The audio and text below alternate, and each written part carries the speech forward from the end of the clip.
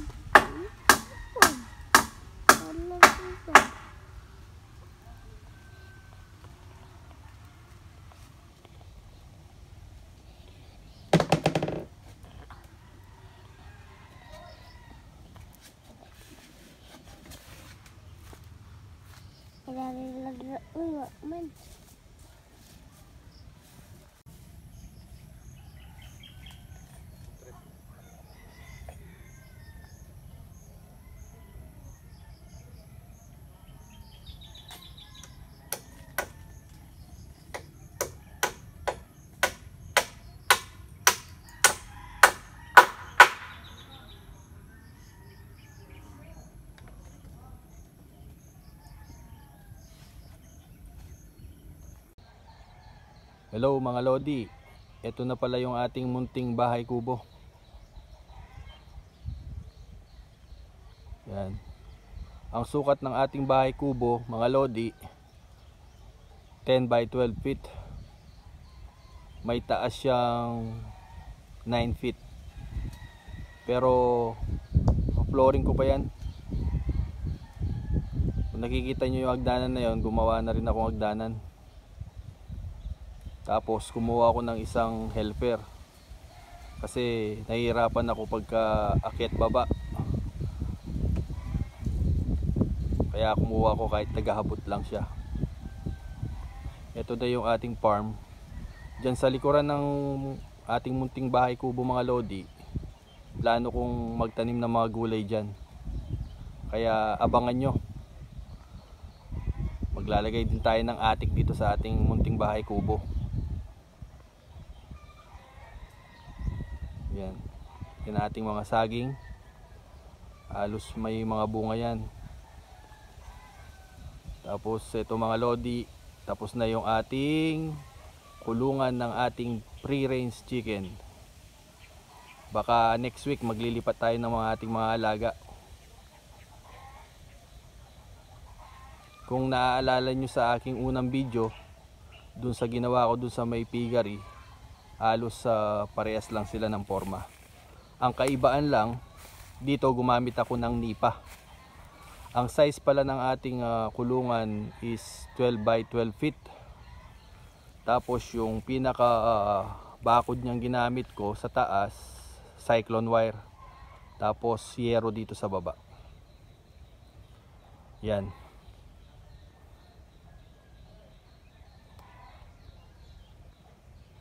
Guys, yung palang hindi pa nakasubscribe sa aking channel, please subscribe kayo sa aking channel. Paki-like na rin tong ating video para makita nyo yung ating mga ginagawa rito. Pakikalambang na rin yung notification bell para updated kayo sa aking mga susunod na video mga Lodi. Dahil marami pa tayong proyektong gagawin dito sa ating farm. I-develop natin to. Yan. Yan ang harapan.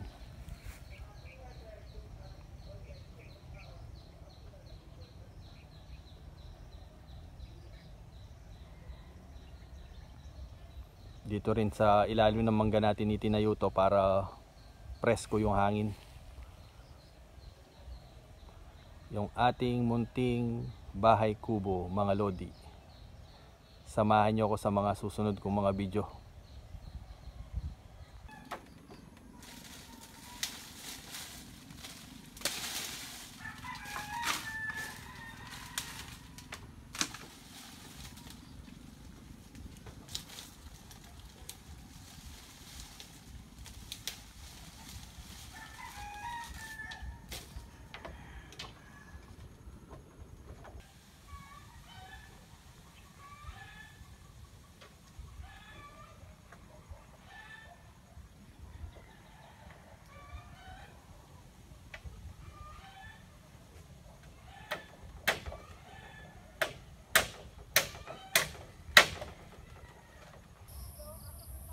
Nagsimula na kaming maglagay ng nipa mga Lodi. Sinisimulan na ni Frank ang pagninipa.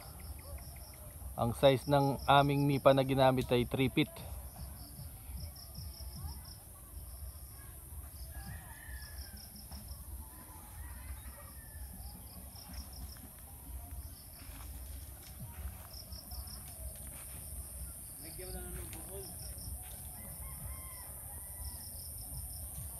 Pag natapos tong ating bahay kubo guys, magpa-ano tayo rito, magpa-party tayo.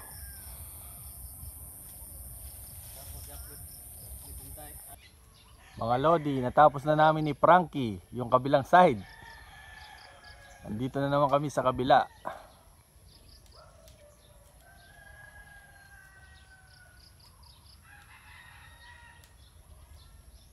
Frankie the Magnipa Boys.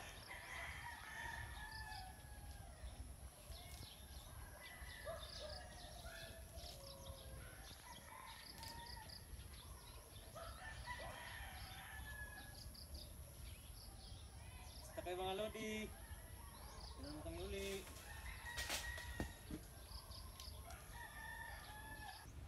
Yung ating kubo mga lodi, malapit na matapos ang pagninipa ni Frank. Konti na lang, matatapos na. Baka sa Monday magpo-flooring kami. Yan na lang natitira.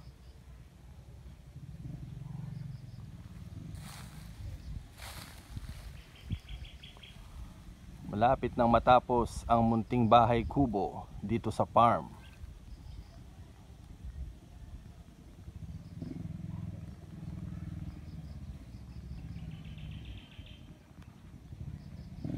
Abangan nyo yung atik na gagawin namin mga lodi. Mga lodi, ito yung ating ginagawang pintuan para sa ating main door. Papasok sa ating kulungan.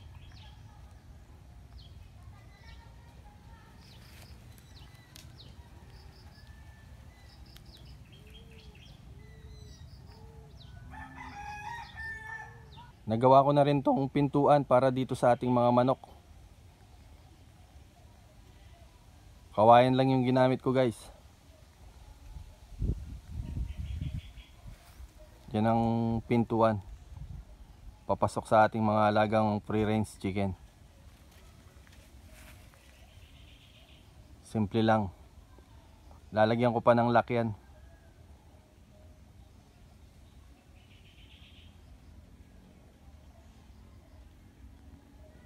Yan na yung ating kulungan mga lodi.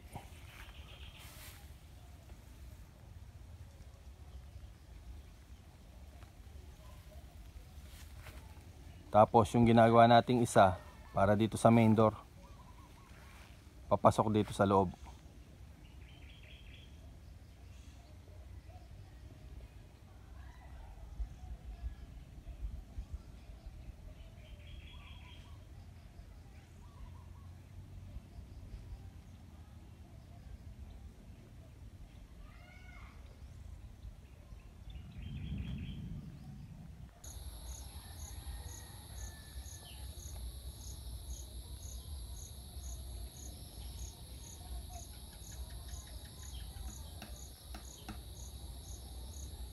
Yan ang likuran ng ating kulungan mga lodi. Finished product na. Itong net na lang ang aming inaayos. Naiangat na ni Frank yung taas. Naglalagay na lang siya ng lubid sa baba. Nilalatagan ng lubid sa baba ni Frank ang ating kulungang pang free range chicken. Frank, harap ka naman dito. Ayun si Frank. Hindi lang pang ninipa. Ito na mga lodi. Iba na naman yung kanyang ginagawa. Naglalagay ng net. Tingnan mo mabuti kung ano itong anuhin namin. Oo, tingnan nyo yung technique ni Frank. Mahirap tong gawin. Bibihira lang nakakaalam nito, Frank. Yan, halos patapos na itong net natin mga lodi. Next week maglalagay na tayo ng mga alagang chicken dito, mga manok.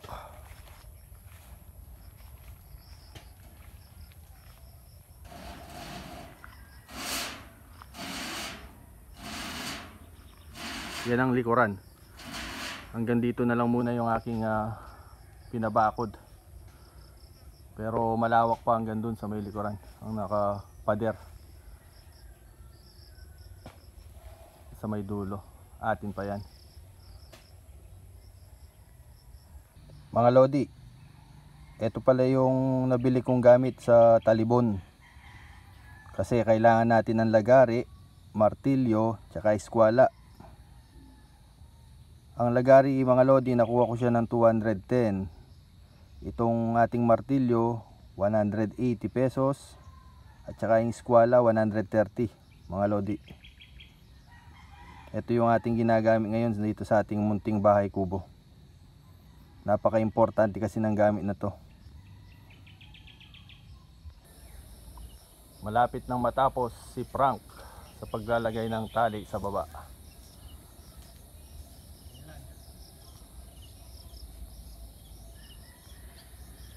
Yan ang ating kulungan na nilatagan namin ng net.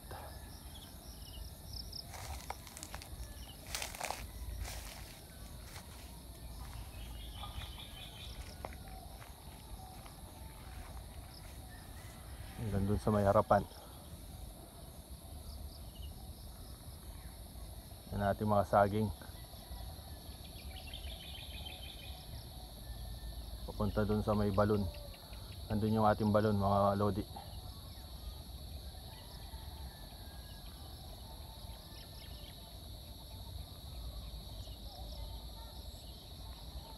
Dito hindi pa nag-grass cutter dito. Sa may bandang likuran. Pag natapos na namin ng kulungan, doon ko na itutuloy ito mga lodi.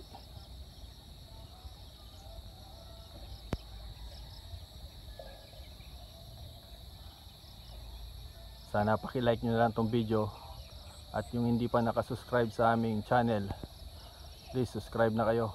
At paki-click yung notification bell para updated kayo sa aming susunod na video ni Frankie.